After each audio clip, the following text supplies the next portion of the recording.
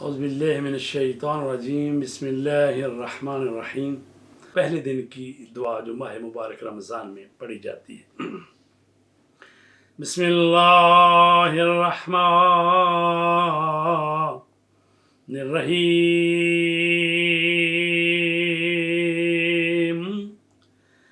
اللہم اجعل صیامی فیہ صیام الصائمین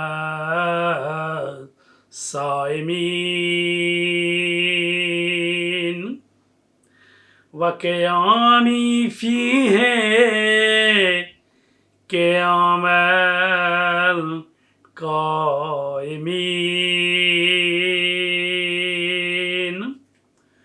ونبہنی فیہ عن نومۃ الغافلین وہب لی جرمی فیہ یا الہ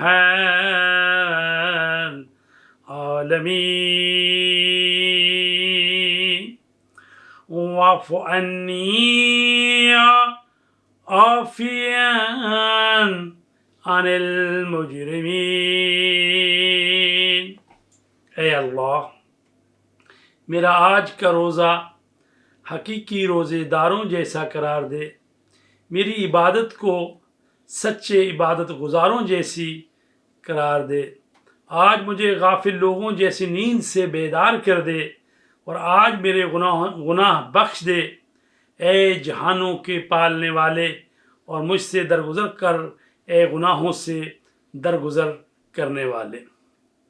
ماہ رمضان کی پہلی رات کا کتنا ثواب ہے۔